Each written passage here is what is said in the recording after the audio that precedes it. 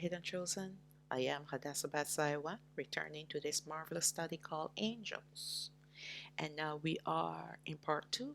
We're going to take a look at the cherubim and we're going to touch on the spirits and orphanage. But before we get started, my program crashed, and so the last few verses of the Apocalypse of Abraham, I was not able to um, present them.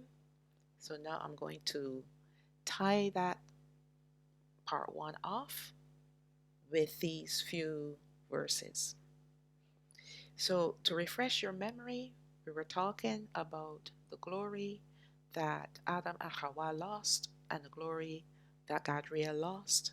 And after we are regathered, we will reclaim the glory that Adam and Hawa had lost, and we will also be given the glory and the adornment that Gadriel lost. So let's read what Apocalypse of Abraham, chapter 13, verse 11 says. Leave this man, you cannot deceive him, because he is the enemy of you and of those who follow you and those who love what you want. So this is the angel speaking to the Satan. It is listed as Azazel in this particular book, but we know it to be Gadriel. Azazel by this time was already locked up in the bottomless pit. Let's look at verse 12. Behold, the garment which is heaven was formerly yours has been set aside for him, meaning Abraham. And the mortality which was his has been given over to you. That is death and condemnation.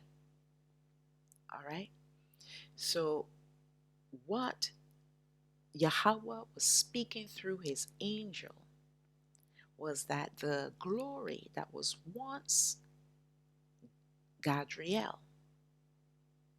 will now be given to Abraham and his seed after him. And not only to him, Elohim will also give it to the righteous remnant, the righteous forefathers, even before Abraham, reaching all the way back to Adam and Hawa. It is ours now. It is ours now. You see, this was the promotion that Elohim Yahweh wanted to give to Adam and Hawa. He wanted to give them an upgrade. He wanted to increase their glory by giving them the glory that Gadriel lost. But they failed, and they lost the promotion, and they also were demoted. But this is where we are today, and this is why everything that we do now must be by faith, even though our eyes cannot see and our ears, we will not hear with our natural ears, but we will sense in our hearts what Elohim Yahweh is speaking to us, and we must walk in obedience. Because the reward of disobedience is death, but the reward for obedience is his glory. All right? So let's continue on, and we're going to continue with the cherubim and see who and what they are and what their purposes are. So let us move on to the next three types of angels called the cherubim, orphanim, and spirits, which are found in the throne room. The cherubim are more commonly known as they are mentioned many times in the Bible and in the Apocrypha. Don't try to find anything concerning the cherubim on the internet. You know what you're going to find? You're going to find little naked babies with wings. That's what you're going to find. This is Hollywood's and Hallmark and all the different other evil, wicked people on this earth have devised.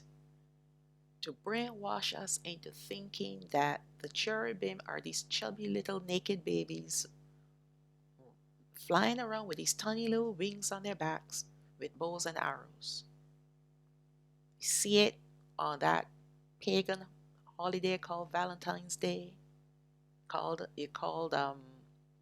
Cupid a cherub, and we also see a depiction of these so-called cherubim in the art books. I remember when I took art history in school, and we were looking at certain renditions of the different artists of these angels. We saw these little naked baby angels that they call cherubim. All right, that is the wrong depiction. It is as far as the east is from the west. As far as the east is from the west is as far as their depiction is from the true depiction of cherubim. Two completely different ideas. Apples and oranges.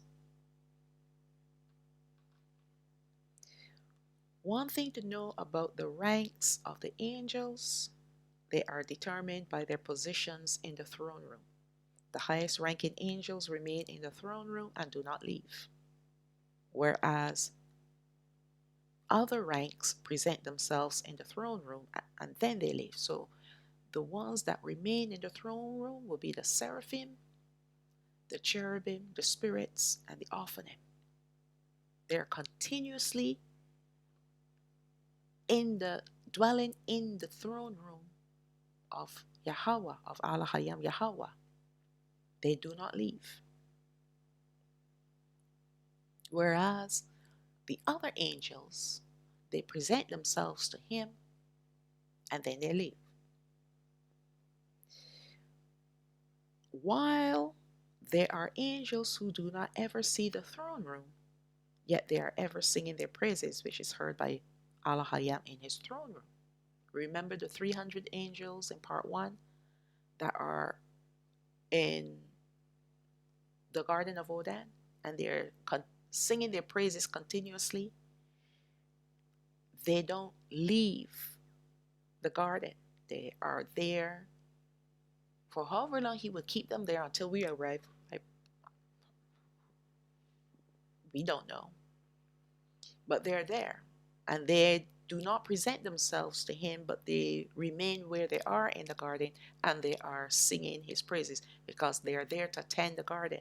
So they cannot leave. And yet he hears them. Let's go farther away from the throne room. How about earth? When we sing his praises, he hears us. Right? So no matter where we are and we are singing his praises, we're worshiping him, we're praying unto him, he will hear us. And it's the same thing with his angels. So not all the angels present themselves before him. There are some that have to remain at their post. All right? No matter where his angels are in the levels of the heavens, each and every voice is heard by him. There is a hierarchy structure in place where each angel knows his place and his duty. And the same way, there's a hierarchy amongst the angels. We see that also reflecting in the fallen angels. And when we go back to the Bible and we look at the structure of the 12 tribes of Yashrael, there was a hierarchy there too. All right? And it will be returning. It's just that we're scattered to the four corners and we're a divided kingdom, that there's no hierarchy as yet. But once we're regathered and restored, Allah Hayam will reestablish his government. Okay? 2nd Hanukkah chapter 20 verse 1. And those two men lifted me up from there onto the 7th heaven, and I saw there a very great light, and fiery troops of great archangels, incorporeal forces, meaning they're formless, they have no similitude of anything, and dominions, orders, and governments, cherubim and seraphim, thrones, and many-eyed ones, 9 regiments, the ionic stations of light. And I became afraid and began to tremble with great terror. And those men took me and led me after them and said to me, Have courage, Hanawak, do not fear, and showed me Yahweh afar, sitting on his very high throne. So when we see here, and I have them in different colors so that you can see the 9 regiments, these names or titles that are given to, or categories rather, that are given to the, the 9 types of angels, the 9 regiments, are some of these groups are familiar. For example, dominions are familiar. We understand who the many-eyed ones are. We know the cherubim and the seraphim. And we also know the archangels. But I have simplified it because a lot of these titles of these groups are unfamiliar. So I went back to the Bible and I found the correct titles. All right.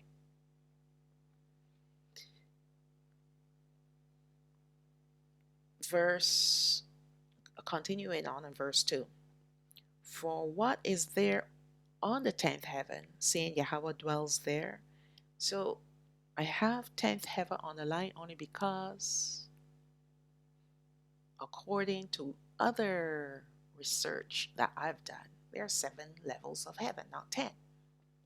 Now, do not forget that they have changed things in the Bible.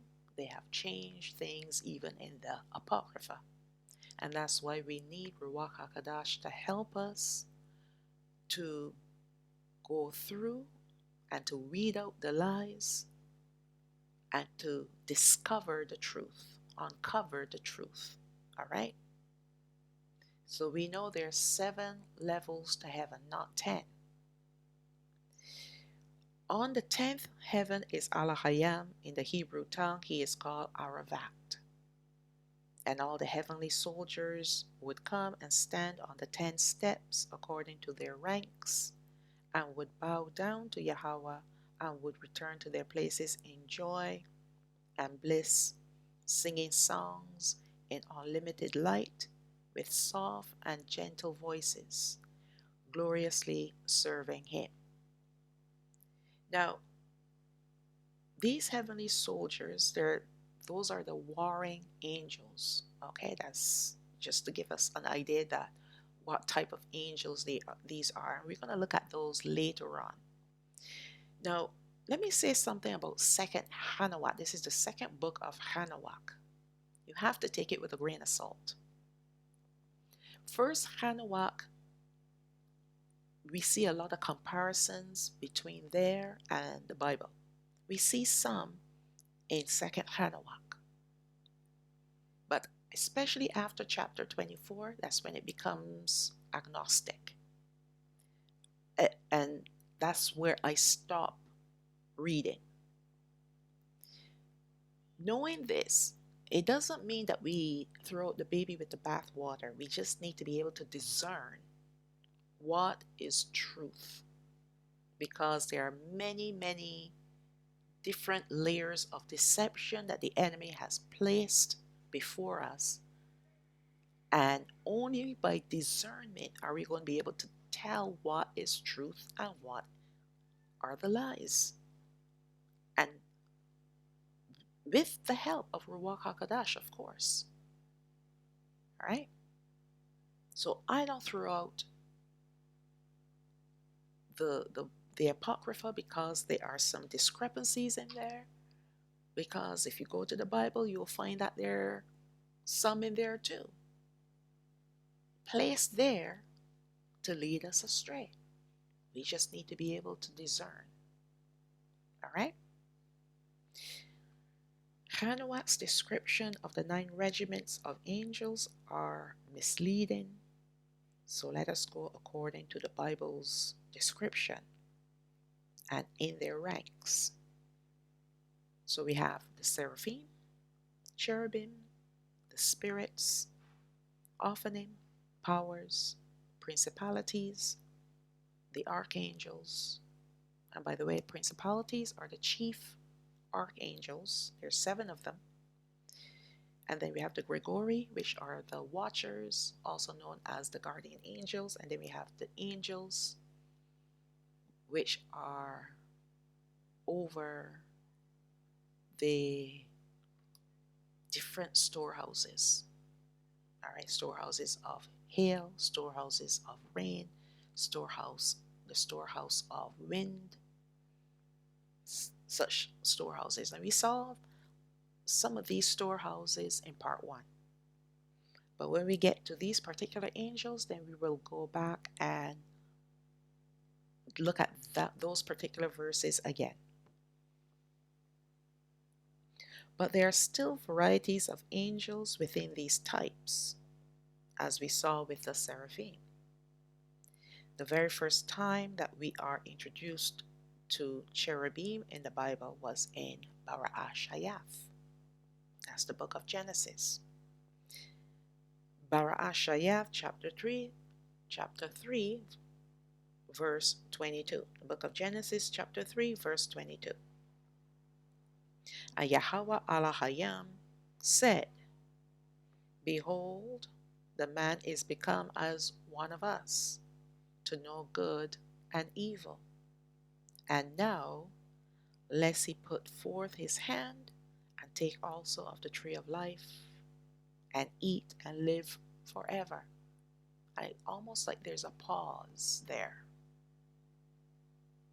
And why there's a pause? Because if Adam and Hawa had eaten of the tree of life in their fallen state, they would have remained fallen for all eternity. All right?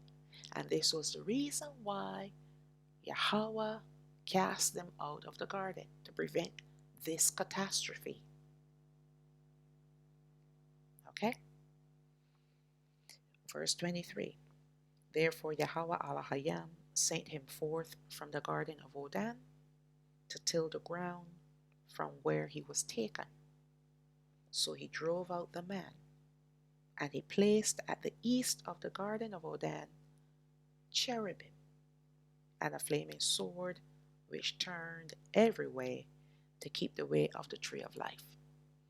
So instead of cherubim, you see the way how the word cherubim is written in the Bible, sometimes it has an S and sometimes it doesn't. But Elohim Yahweh placed a cherub, not cherubim. He placed a cherub with a flaming sword to keep the way of the tree of life, so that Adam and Hawa would not be able to come near it and make their situation worse than what it already was. All right? So he did that to protect them. Believe it or not, he did it to protect them. The cherubim, Ophanim, and the spirits, along with the seraphim, have very important roles in the throne room of Yahweh. The seraphim are above his throne and stand before him. The cherubim surround the throne, and they are also beneath the throne. The Ophanim go wherever the cherubim and spirits go. And these 4 main types of angels are closely connected to the presence of Elohim. We see that he instructed Masha to have cherubim interwoven into the curtains of the tabernacle of meeting, as part of its beautiful decoration. But they were meant to be more than just decoration, as we will see from the descriptions of their functions according to the prophet Yahazakaal. So our forefathers would have been familiar with the various types of angels, especially the cherubim. When Yashwa'al, the 12 tribes of Yashwa'al, saw the images of the cherubim, interwoven in the curtains of the tabernacle, it was supposed to bring one thought to them,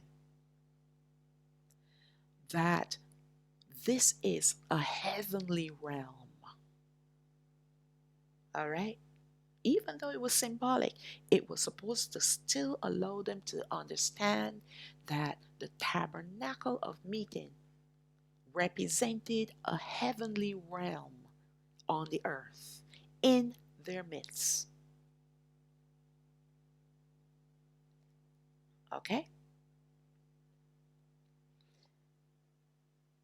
Let's look at 1 Hanoah chapter 21, verse 1.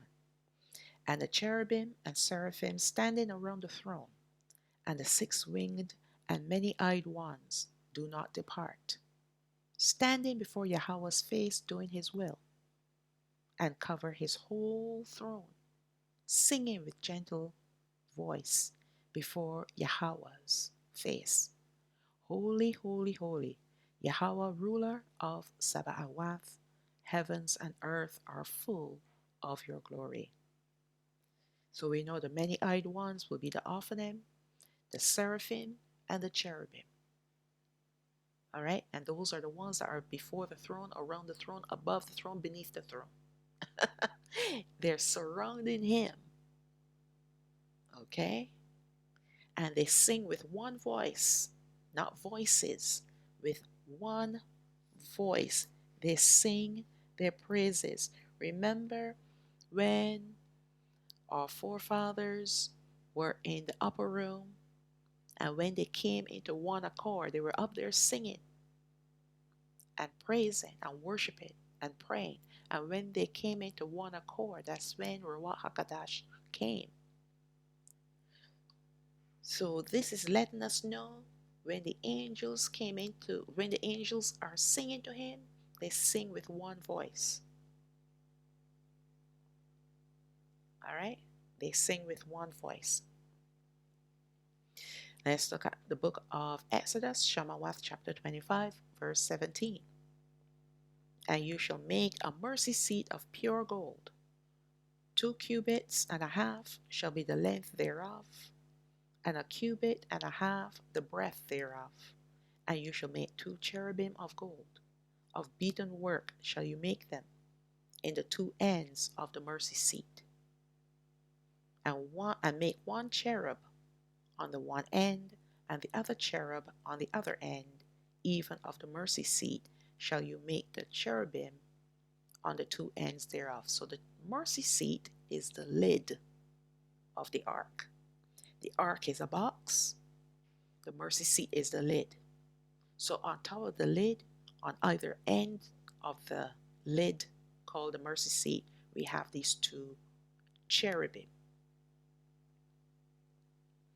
Verse 23. And the cherubim shall stretch forth their wings on high, covering the mercy seat with their wings, and their faces shall look one to another. Toward the mercy seat shall the faces of the cherubim be. So they're facing each other with their wings upstretched and touching, and their heads looking down at the mercy seat. Verse 21. And you shall put the mercy seat above upon the ark, and in the ark you shall put the testimony that I shall give to you, That would be the two tablets containing two tablets of stone containing the 10 commandments. Verse 22. And there I will meet with you, and I will commune with you from above the mercy seat, from between the two cherubim which are upon the ark of the testimony of all things which I will give you in commandment unto Habanai Yashwa'al, the children of Yashwa'al. So the presence of Allah Hayam in the days of our forefathers, when this ark of the covenant was constructed, he would appear above the cherubim, between them, but above them. Okay? That's where his presence would appear. And that's why I say the cherubim are always beneath him or before him, but never above him. Shalawam, chapter 26, verse 1. The book of Exodus, chapter 26, verse 1. Moreover, you shall make the tabernacle with 10 curtains of fine twined linen, and blue and purple and scarlet, with cherubim of cunning work shall you make them. So he's given them even more information about these curtains. So you see, everything to do with him had the cherubim in connection with him. All right? We have the blue, the purple, and the scarlet. Scarlet is red.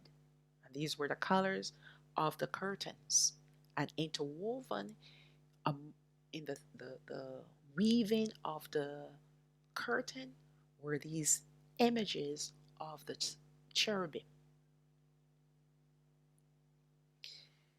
The cherubim carved for the mercy seat had only 2 wings, just like the decorations in the temple Shalawam made.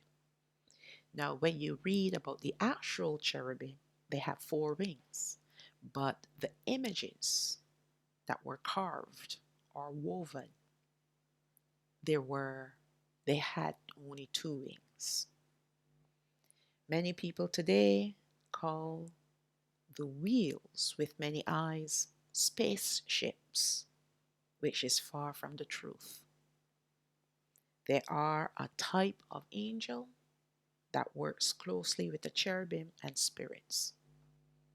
So I notice that many of our brethren, when they talk about the ships coming, some of them go one step further and say spaceships, just like what Yahazaka'al saw. And that's Ezekiel. Ezekiel chapter 1, Ezekiel chapter 10 talks about these wheels with many eyes. And our people call them spaceships. That could not be further from the truth. That's way out there in La La Land. Okay? No spaceship because there's no space. We have a dome above us and 6 more levels of the heavens. So where are the spaceships going to go? There's no galaxy, no universe, no Milky Way, none of that. That's all Hollywood productions, all lies and deceptions, because they need to explain away the creation. So as long as you have the creation story intact, you cannot believe that there's a space. But in order to disprove the creation and the history and everything in connection to it, the creation's biblical accounts, you have to come up with a far-fetched idea called space. Because with space now, you can invent other nations, other creatures, other life forms, space travel. benevolent aliens, malevolent aliens, people that are more intelligent than us. You can come up with a whole bunch, you can come up with so many different theories when you have space.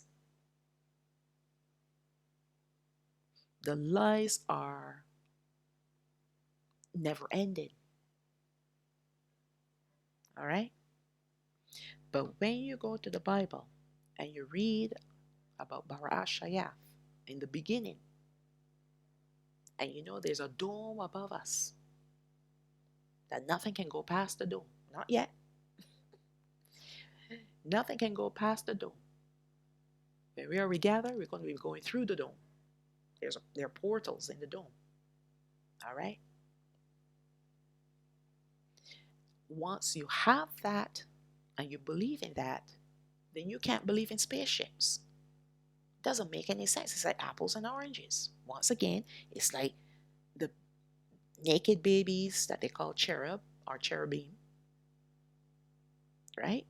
I mean, our ideas of the biblical accounts, everything that's been written down, can be so tarnished if we listen to the lies and deception that are put out there to distract us and lead us away from the truth. And Hollywood is doing a bang-up job when they come up with their own ideas about heaven, when they come up with their own ideas about angels. I remember a long time ago, it was back in the 90s, there was a television series called Touched by an Angel. I don't know if you remember that. And it was quite touching. Had all these angels come in to help people, with whatever issues they have in life, and they make it seem so sweet. And all right. And there was also another one that was before that. But right there, they're trying to formulate ideas about angels that are not true. Angels don't come and interfere with our life. They come here to protect us, to bring messages to us. That's all they do. But they do not interfere. But when you watch those kind of shows, angels, that's where this worship of angels come into play. Because you get so emotionally attached to the idea of an angel coming to save me. So therefore, I need to pray to them, to thank them, to worship them. You see what Hollywood has done? That is the plan. Anything to stop us from worshiping the true and living Allahayam. All right, let's move on.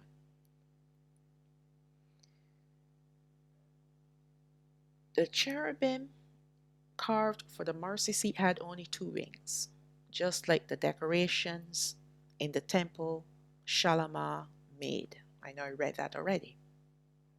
Oh yes, and I also read the part about the many spaceships. That's when I went off talking about space and everything. Okay, let's read on from. They are a type of angel that works closely with the cherubim and the spirits. That will be the Ophanim. But we're going to look more at these other 2 types of angels later on. First Hanukkah chapter 61 verse 10. And he will summon all the host of heavens and all the holy ones above and the host of Allahayam, the cherubim, seraphim, and Ophanim, and all the angels of power and all the angels of principalities and the elect one and the other powers on the earth and over the water.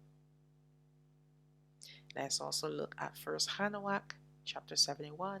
That's First Enoch chapter 71 verse 1.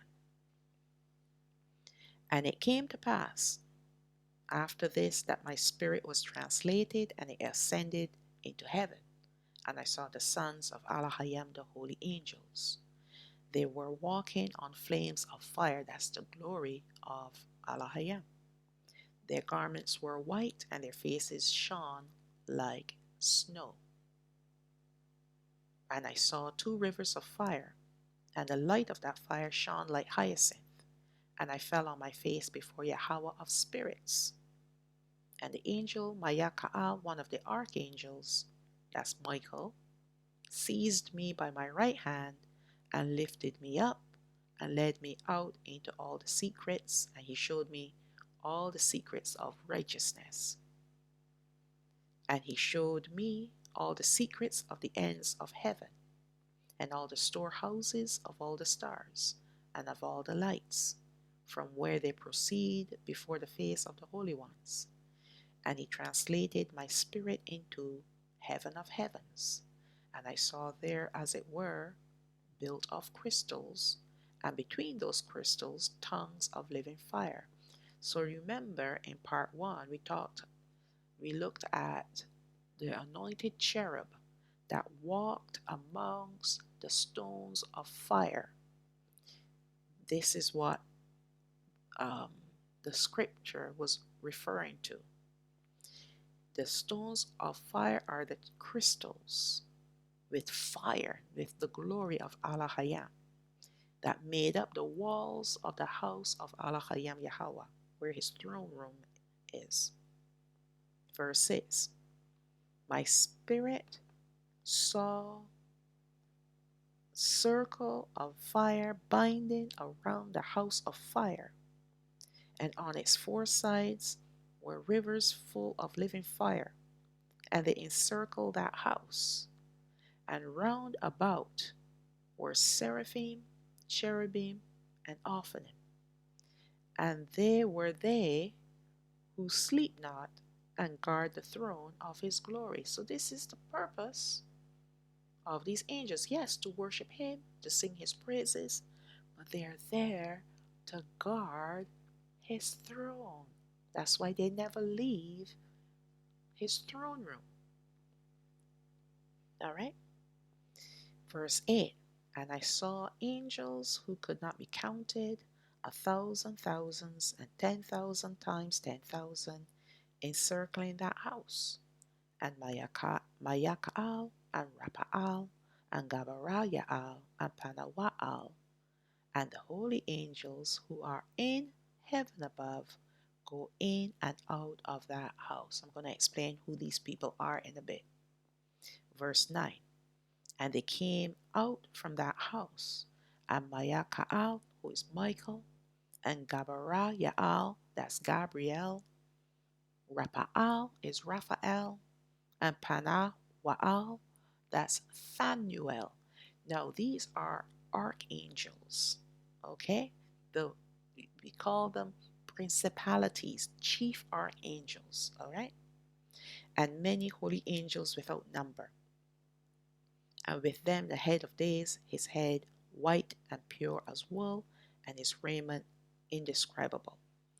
Now, as we continue on, because this would have been an extremely long study if we had continued on with the spirits and Ophanim.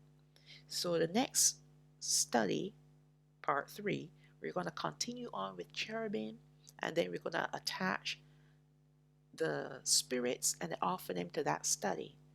So we're going to go into deeper detail there. Now, going back to 1 Hannah chapter 61, verse 10, when we look at the angels of power, that's a type of angel powers. All right?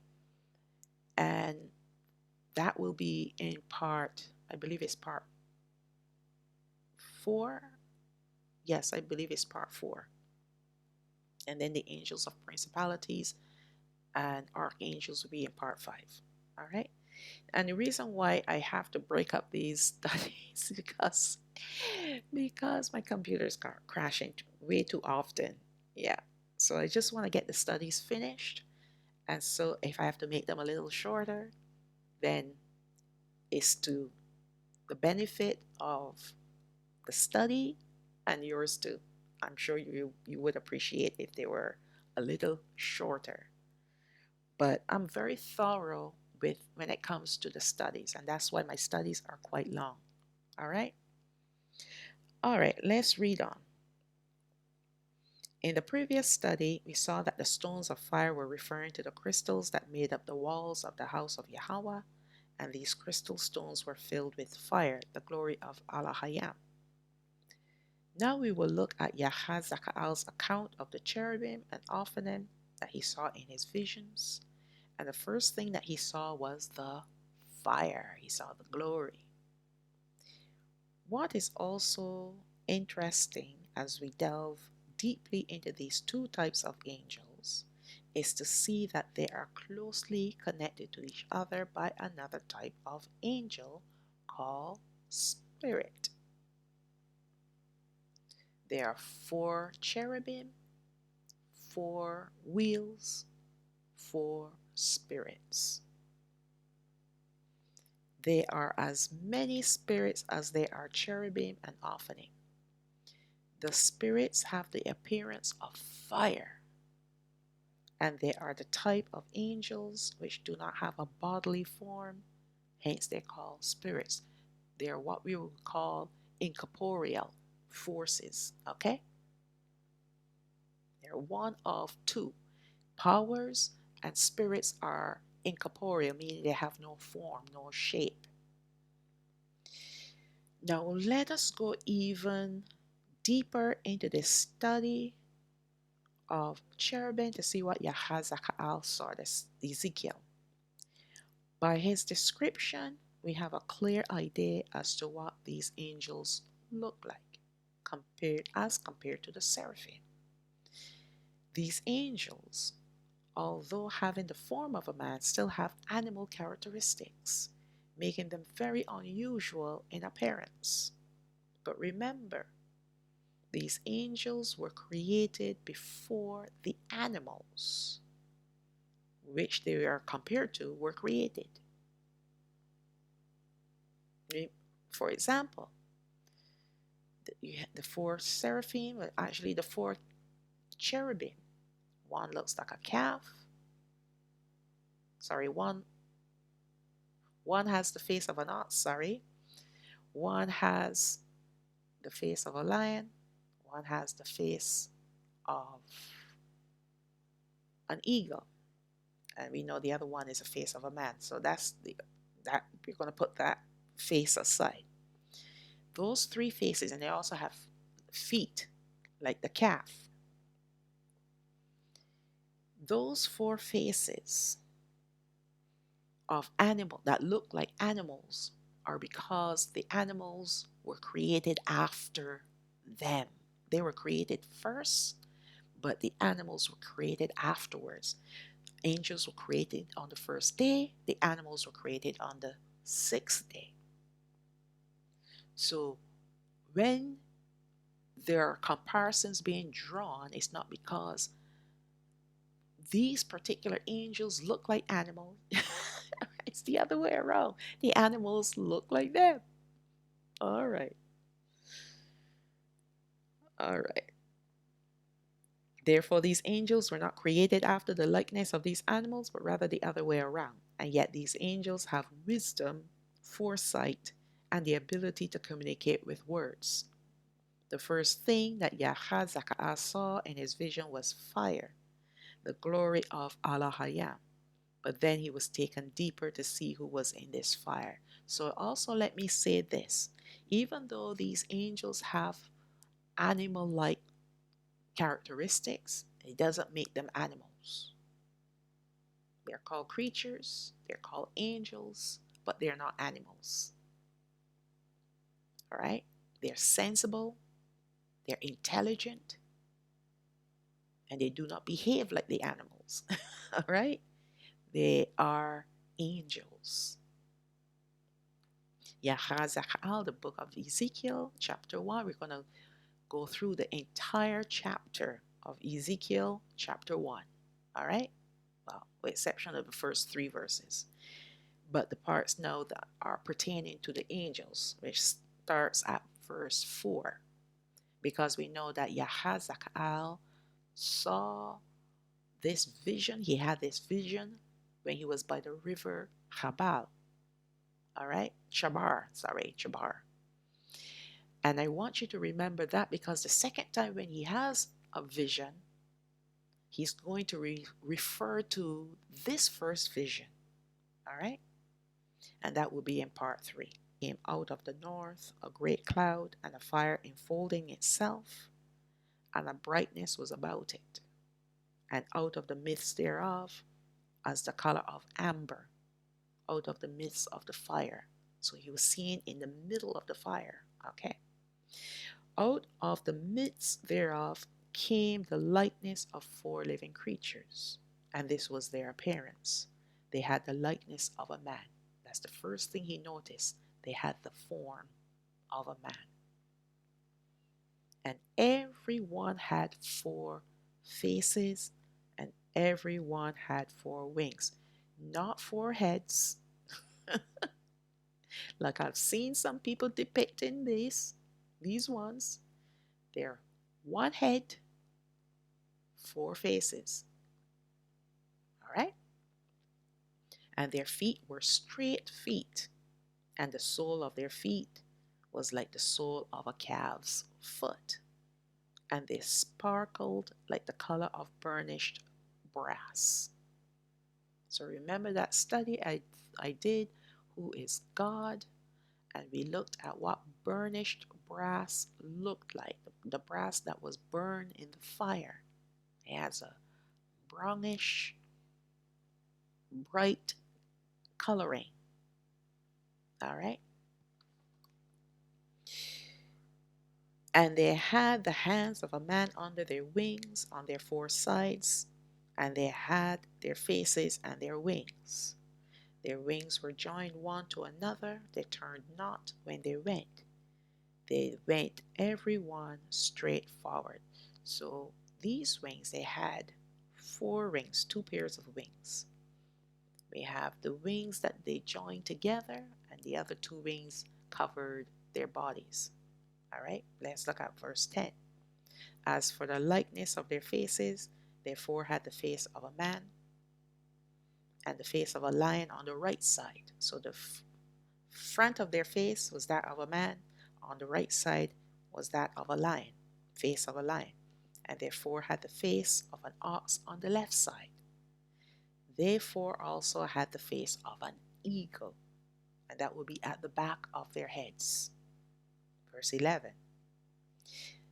Thus were their faces, and their wings were stretched upwards.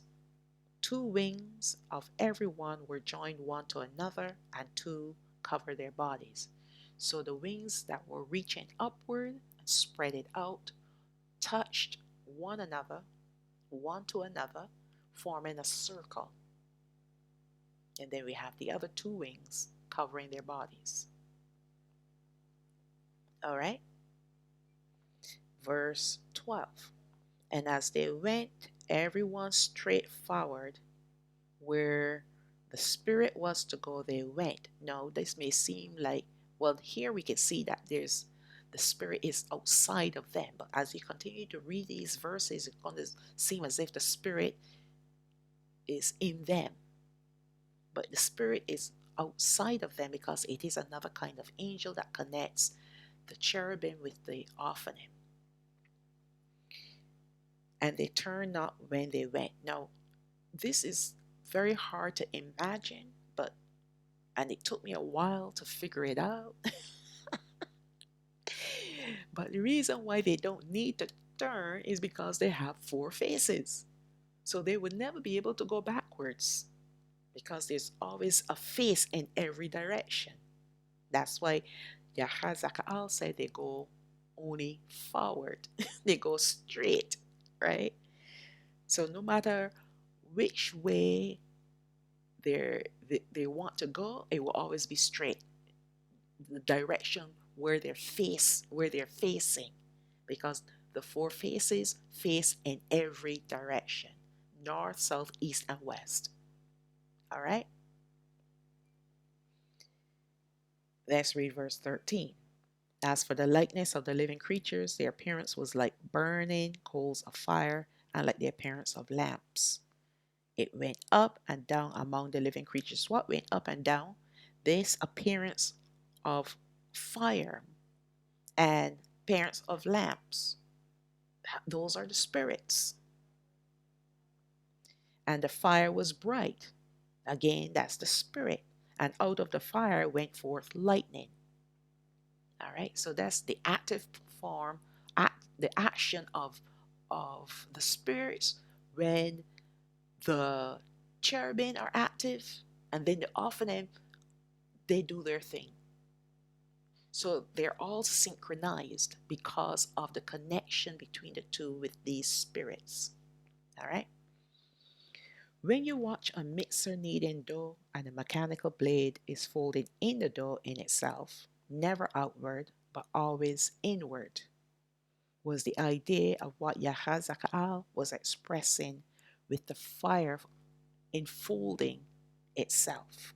This is the best description that I can give you for you to understand as the when you're looking at if you're making bread and you have the ingredients there and the dough is coming together and it's now starting to form a ball. The dough is folding itself the blade of the mixer is folding the dough inward, never outward. And this is the idea of the fire enfolding itself. All right, and this is movement, and this movement was created, because we don't see this right now. It was created by the cherubim, the spirits, and the Ophanim. This movement of the glory of Allah Hayam was created by the living creatures that he saw in the middle of this fire. The next unusual thing concerning these angels that he saw were their connections to each other, where their wings were opened and spread out, touching each other, forming a circle. Because of their four faces, they will never be able to go backwards, hence the always forward trajectory which they make. Their four faces are symbolic of the purposes of Hamashiach when he came on the earth as a man, but they are also to serve the purpose of seeing in all directions all at the same time.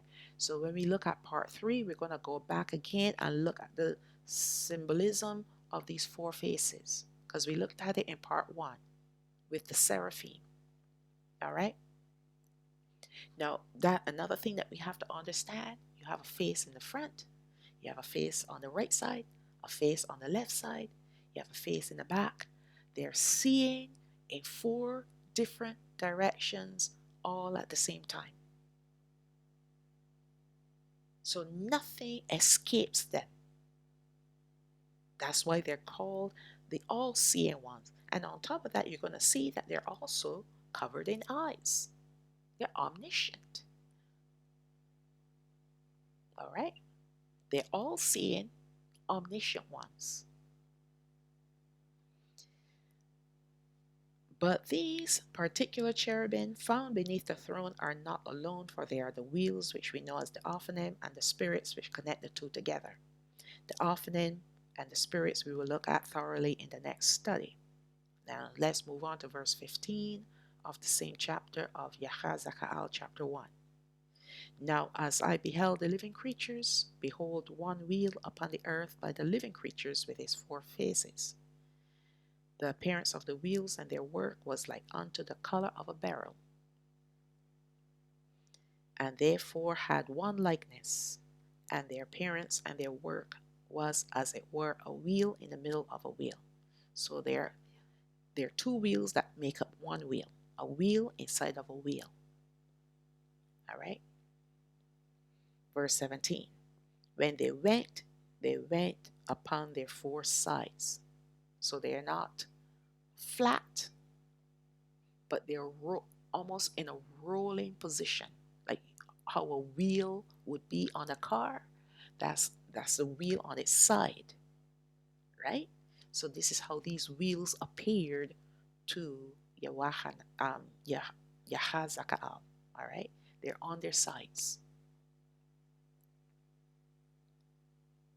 And when they went upon their four sides. Four sides because they're four wheels. All right, four cherubim, four wheels. And there's a wheel inside a wheel, so it's almost like 8 wheels. And they turned not when they went. Verse 18.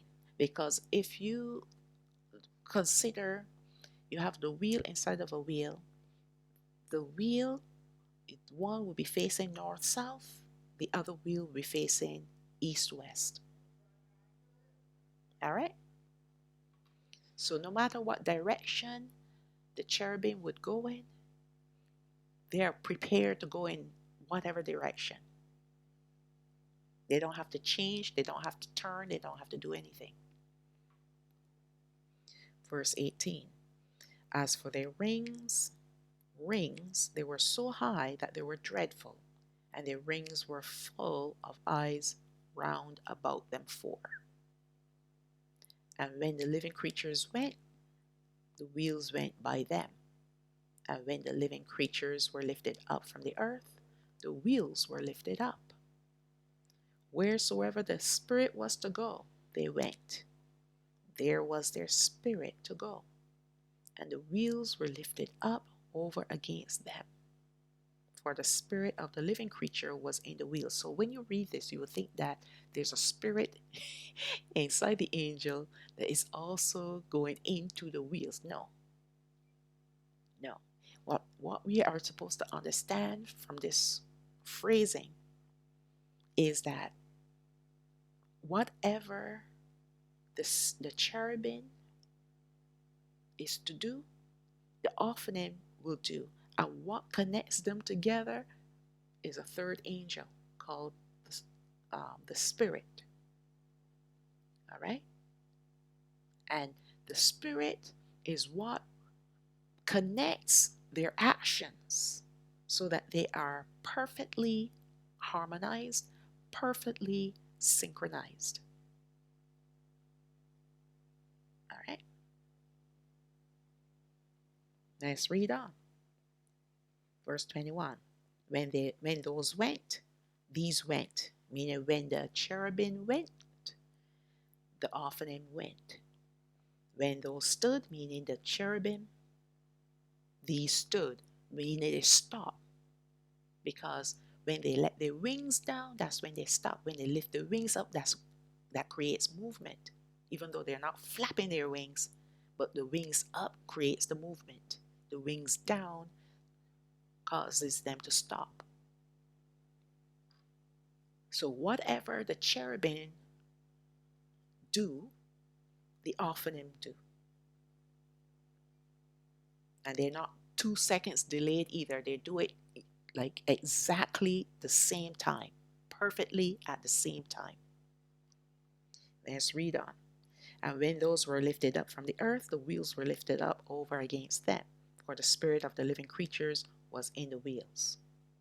And again, I have to highlight it because it reads, it could be understood differently. But as I have explained it, that's how to understand this statement, okay?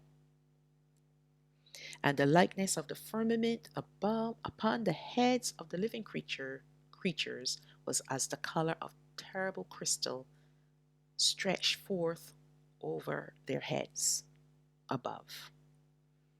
And the reason why I said it has to be a third angel is because angels were already created as spirits. That's how I started off with this study. They're all spirits.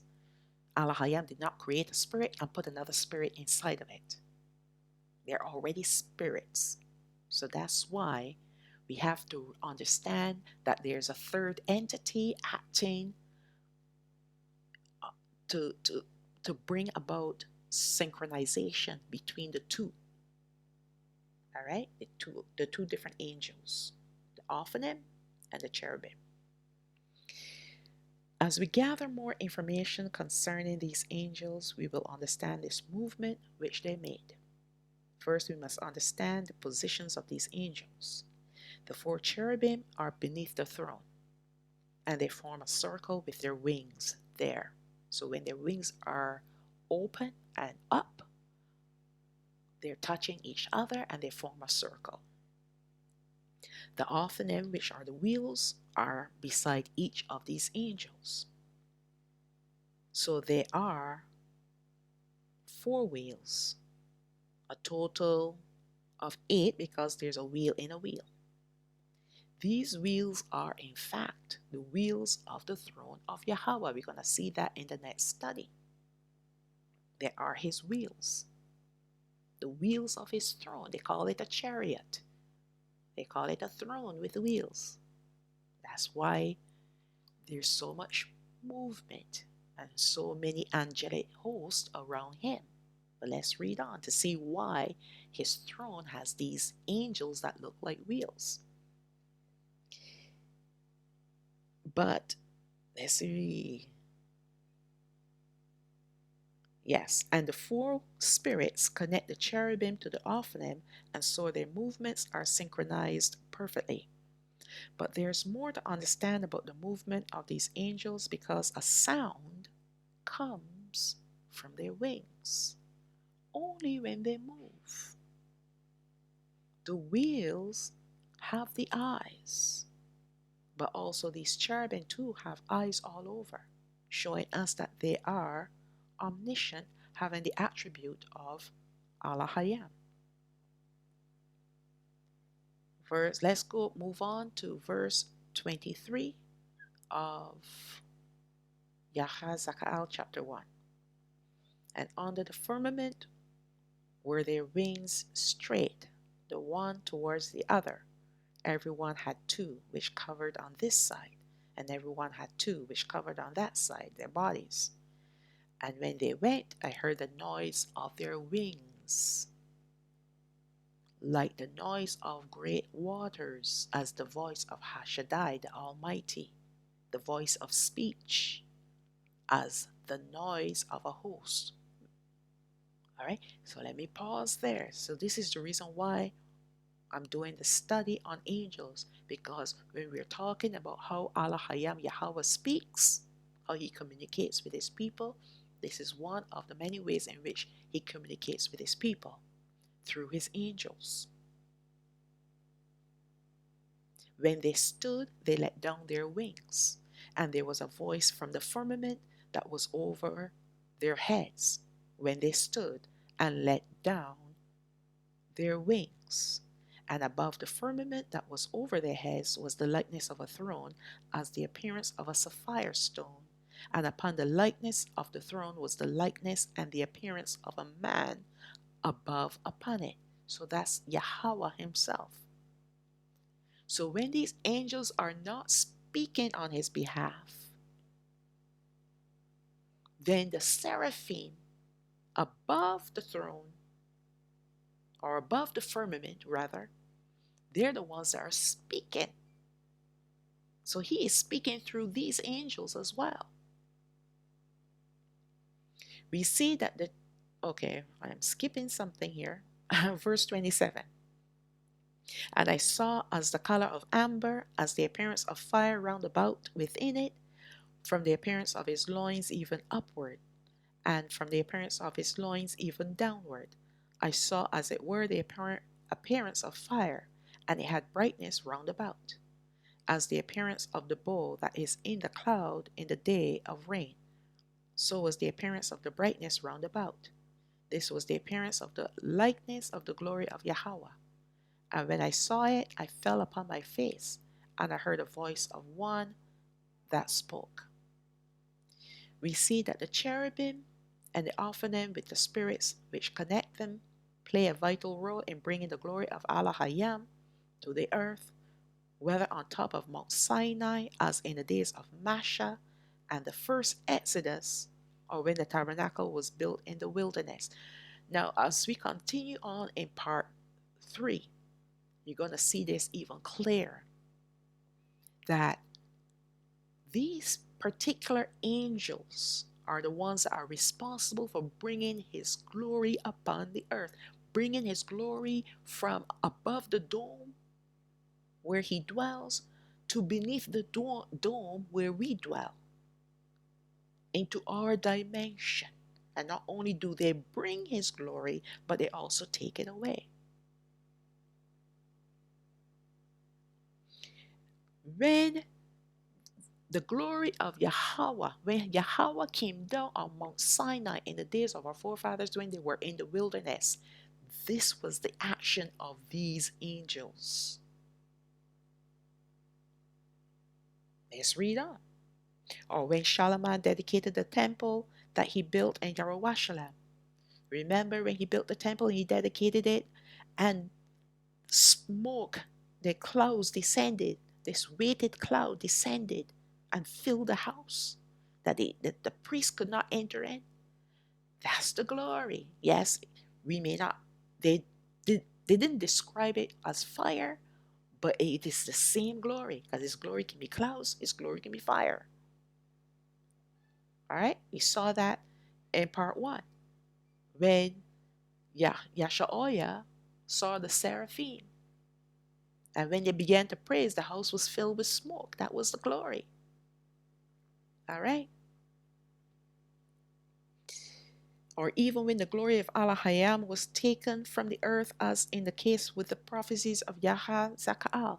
So all these prophecies that we are reading from Yahazakaal chapter 1 and chapter 10, there was a reason why Alahayam wanted him to see what was happening in the spiritual realm.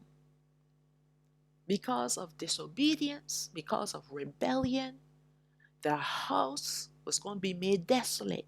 But before the house of Yahweh on the earth, meaning the temple, was made desolate, he removed himself. He removed his glory. Because at this point of time, our forefathers were in captivity to the Babylonians, but they had not taken over the temple as yet. But once Alahayam removed himself, then the temple was open for the Babylonians to come in and steal and destroy. That was the final straw for our people because of rebellion. Let's read on.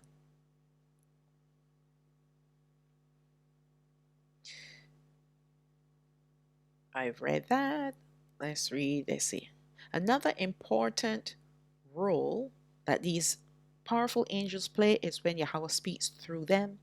And we see that whenever they moved, his voice was heard. And when they stood still, then his voice was heard above them. Then he spoke through the seraphim. That's when he spoke through the seraphim. So either he speaks through the cherubim or he speaks through the seraphim. The cherubim in connection with the offering, because it's that movement that they make that creates that his voice is heard. It doesn't create his voice, but his voice is heard. And when they stop, then his voice is heard through the angels above the firmament.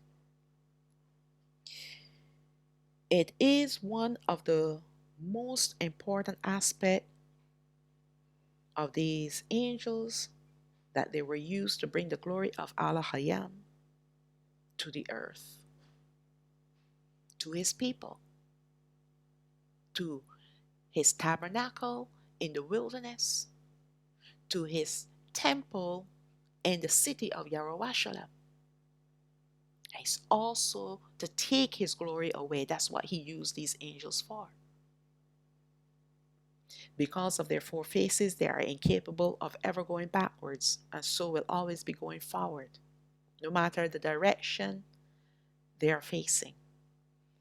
They also go upward and downward to take Alahayam's glory up or down, according to his desire. In the days of Shalawam, the glory of Yahweh Alahayam rested upon the temple that he built in Jerusalem.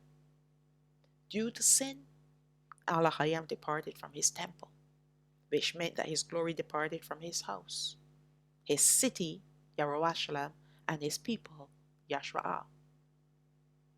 It meant that Yashrael, the land and people, became desolate and exposed for the enemies to enter into their land, to bring them into bondage.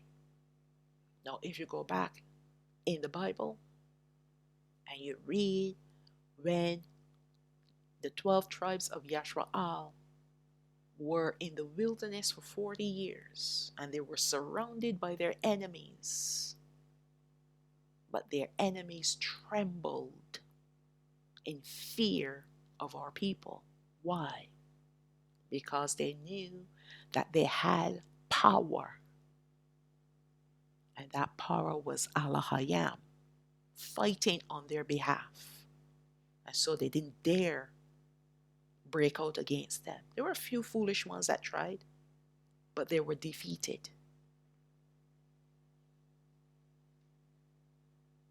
Once the glory departs from his people, then we become misery. And this is the reason, this is where we are today. Misery. All right?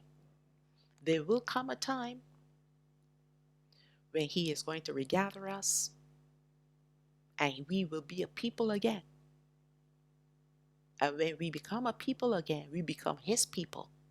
Not just any people, not just any group, not a mixed multitude.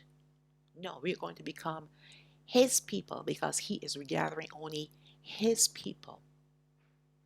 And when he does that, then the glory, once again, will be in our midst. It will be in us, flowing outward, and it will be in our midst. And there's no devil, demon, Satans on this earth that can come close. And they know it. And this is the reason why they're doing their due diligence right now, to try to take us down, to try to destroy us, to try to discredit us, to try to cause us to sabotage our own inheritance. And for the most part, they're doing a good job. Because they know once we tap into that glory, they're done. The hold that they have on us is over. And this is the reason why Elohim right now wants us to believe by faith that he is our Elohim. He is Elohim now. And we are his chosen people.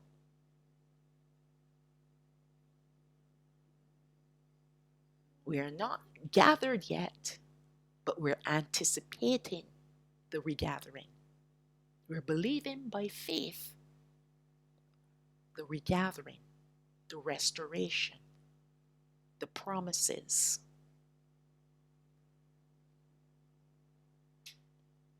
It's like when a man proposes to a woman the promise of marriage, and she's anticipating that day. This is where we are today. And that's why I keep saying to people that we are in engagement, we are betrothed when we choose to worship him and believe in him through his son.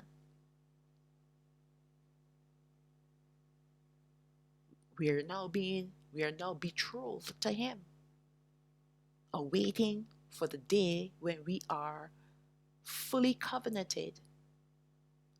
We are married to him because he is like a husband to us.